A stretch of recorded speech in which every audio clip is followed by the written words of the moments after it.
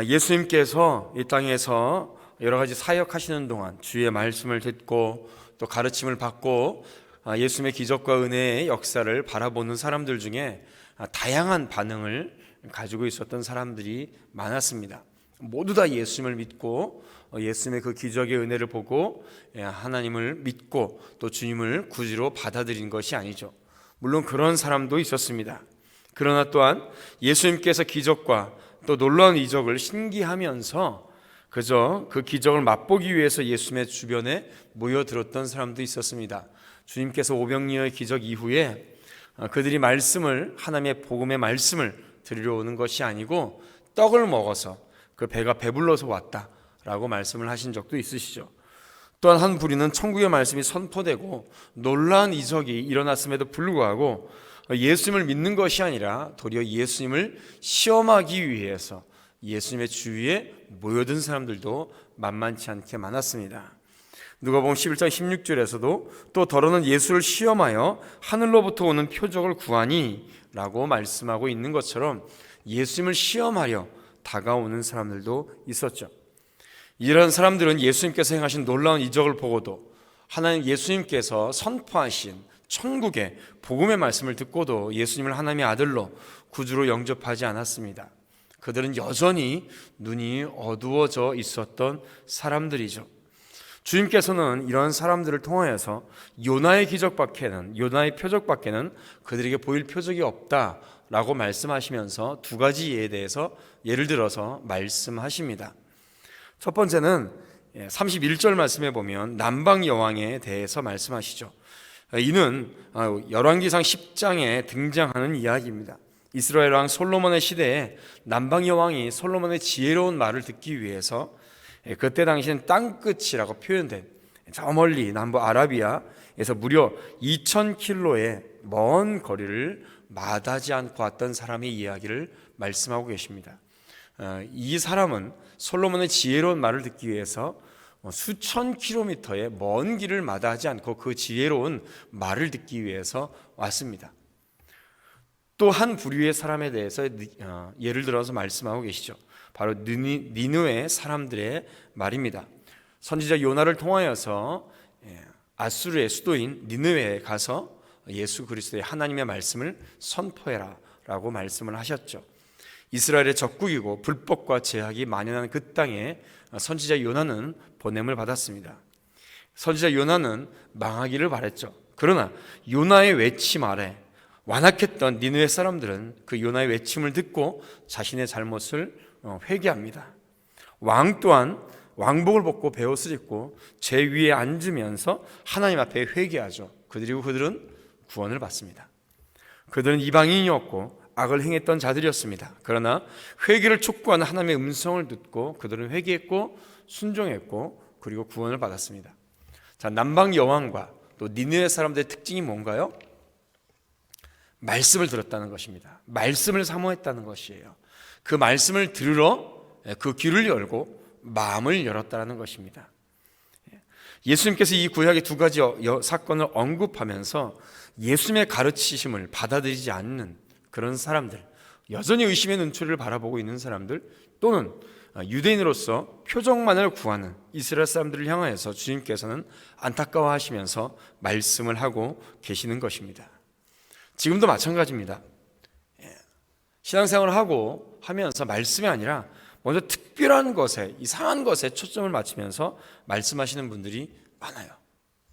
기도하면 내가 뭘 본다든가 무슨 꿈을 많이 꾼다든가, 그렇게 만나면 꿈 얘기 많이 하시는 분들 계시고요, 뭘 봤다는 얘기를 많이 하시는 분들이 계셔요. 제가 요즘에는 많이 그리스도화 돼가지고 온유해져서 그냥 들어줍니다. 옛날에는 잘 들어주지 않았어요. 그냥 뚝뚝 끊었어요, 옛날에는. 그렇지만은 속으로는 참으로 많이 안타까워합니다. 답답합니다. 왜 말씀에 대해서 얘기하지 않고 뭘 본 것을 얘기하는지, 뭘 많이 봤대요, 그렇게 또 많이 꿨대요. 어느 날 옛날 얘기를 한번 말씀드리면, 어느 날 무슨 꿈을 꾸고 와서 헐레벌떡하고 왔어요. 꿈을 꿨는데 강단에서 목사님이 가운을 입고 설교를 하시는데 가운이 하얗게 빛나다가 가운 가운데 뭔가 검은 게 보이더래요. 그러면서 교회 와서 한다는 얘기가, 목사님 요즘 기도 안 하시죠? 예. 또 하루는 형광등을 이렇게 갈고 있는데 손톱이 딱 부러졌대요. 그러면서 막 교회 와가지고 얘기한다는 게, 교회 무슨 문제 있죠? 예. 문제는 교회에 있는 것이 아니고 그분에게 있는 겁니다. 그분에게 있는 거예요. 뒤에 33절부터 36절까지 말씀에 있어서 등불에 대해서 말씀하십니다. 눈에 대해서 말씀하세요. 눈은 등불을 붙이는 것이다 라고 하면서 눈에 대해서, 등불에 대해서 말씀하십니다. 그러면서 하시는 말씀이, 어둠 가운데 있는가, 너의 마음이, 너의 눈이 어둠에 있는가 빛에 있는가 점검해 보라고 말씀하시죠. 이 말씀은 무엇일까요?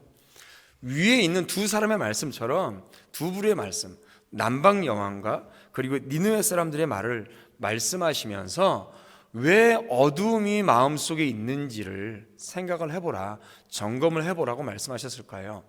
말씀이 없어서 그렇습니다. 말씀이. 다른 것을 보지 말고 다른 것을 추구하지 말고 예수 그리스도의 말씀이 없기에 어둠에 있는가 점검해보라. 특별한 것을 찾지 말아라. 사랑하는 성도 여러분, 하나님의 말씀만이 가장 특별합니다. 예수 그리스도의 십자가와 부활만이 가장 우리에게 존귀하고 특별한 줄로 믿으시기를 바랍니다.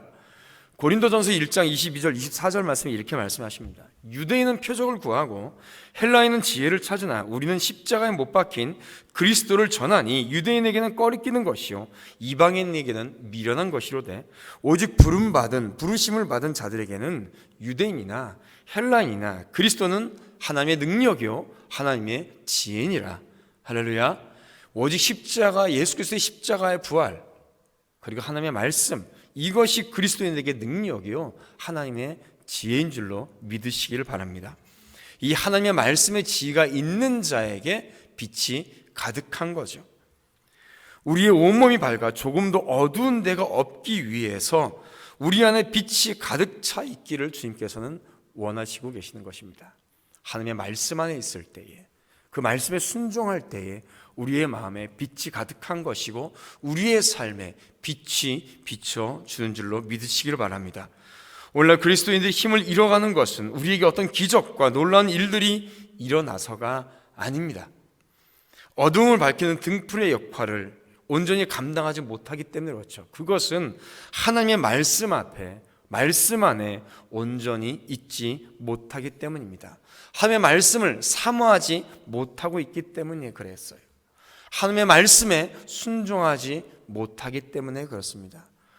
시편 1편 말씀에 누가 복 있는 사람인가요? 누가 의인인가요? 하나님의 율법을 사모하여 주야로 묵상하는 자가 복 있는 사람이고 의인이다 라고 말씀하고 계시는 것입니다. 사랑하는 성도 여러분, 오늘 말씀처럼 빛 대신 예수 그리스도의 말씀 앞에, 그 말씀 안에 늘 있기를 주님의 이름으로 축원드립니다. 우리가 오늘 하루도 주의 말씀 안에 있을 때에 우리가 빛된 삶을 살아갈 수가 있으며, 하나님의 말씀 안에 있을 때에 우리 안에 빛이 넘치며 우리가 주 안에서 승리하는 삶을 살아갈 줄로 믿습니다. 오늘도 말씀 안에 있으시고 온 몸으로, 온 삶으로 빛된 그 그리스도의 삶을 살아내시면서 주의 자녀로 살아가는 우리 복된 주의 성도들이 되기를 주님의 이름으로 축원드립니다. 우리 기도하겠습니다. 고마우신 하나님 아버지, 주의 은혜와 사랑을 감사드립니다. 어둠 가운데 있던 자에게 예수 그리스도의 복음의 빛을 주심에 감사드립니다. 이 빛 안에 있게 하여 주시고, 이 빛 안에 살게 하여 주시고, 이 빛으로 말미암아 세상의 빛으로, 등불로 살아갈 수 있는 저희들 될 수 있도록 하나님 아버지 주여 인도하시고 역사하여 주시옵소서. 그리하여 오늘도 승리하는 우리 복된 성도들 되게 하여 주시옵소서. 감사드리며 예수님의 이름으로 기도드리옵나이다. 아멘.